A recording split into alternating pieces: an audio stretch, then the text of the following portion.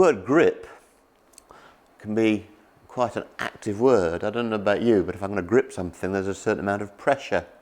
So, well, that's the golf grip.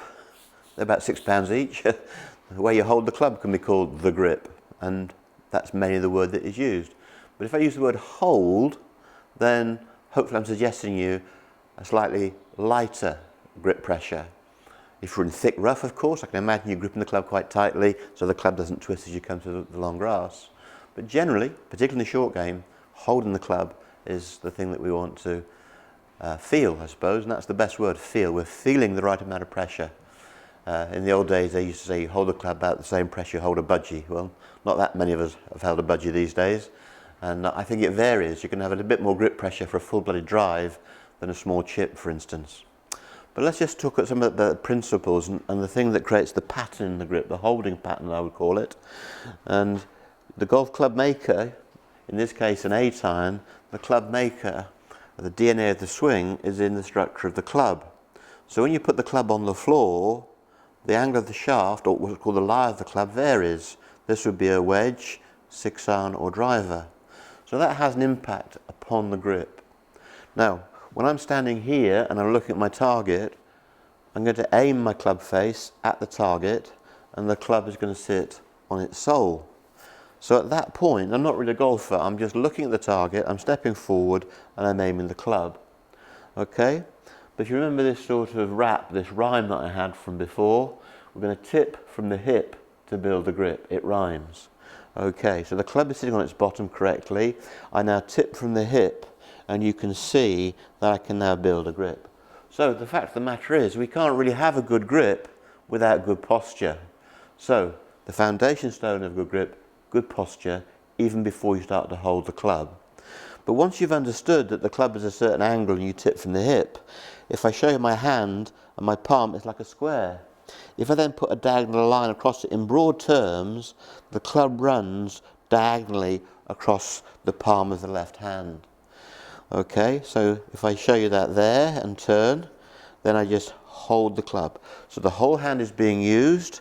I have a parallel left thumb, right of centre. Okay, you want to give me the impression that a surgeon has grafted your thumb bone into the grip of the club, that you just become a unit.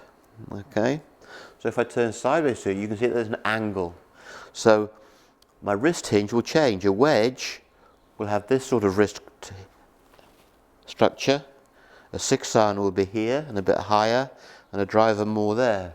So before you even start the swing, the way you hold the club and the length of the club affect the structure of the grip and therefore the behaviour of the wrists and the forearms within the swing. So, offering the club, tipping from the hip to build the grip, the whole hand is being used and you can see that the club leads the forearm at an angle. A lot of novices think that left arm straight means that. Well, that's not the way we hold the golf club or have the wrist that high. Okay, there's the club, we tip forward, the arms are hanging and therefore my grip is good. We now take the pebble skimming mechanism of the right hand and we now have a complete grip. So the left hand, the whole hand is being used, there's an angle, and then really, as I said earlier with the pebble skimming mechanism, the right hand is really in the fingers, so you can see the hands come together. Now, that's a 10-finger baseball grip, great for youngsters and kids and some lady golfers, and a few male golfers.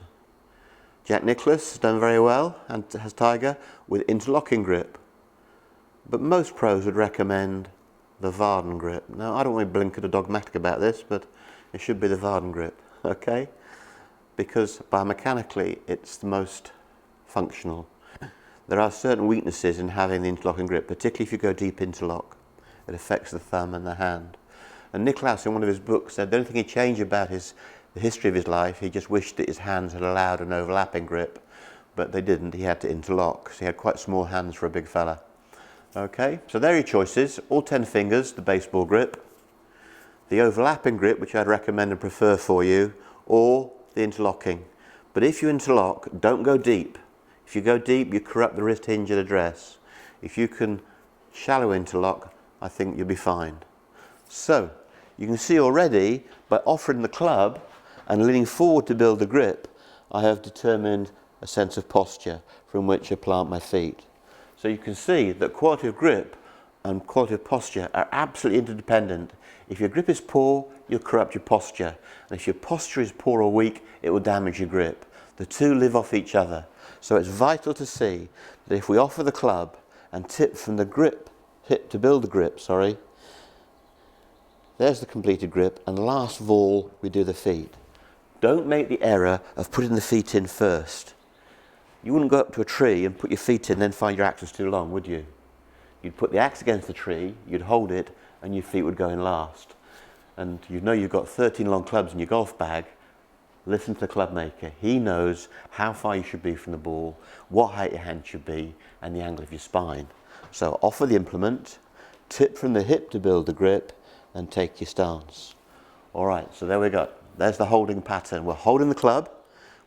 We have three choices: baseball, interlock or overlap. But the sequence of club, grip, shoulders, hips, feet stands good whichever of those grips you use. Offer the club, tip from the hip to build your grip, and then take your stance.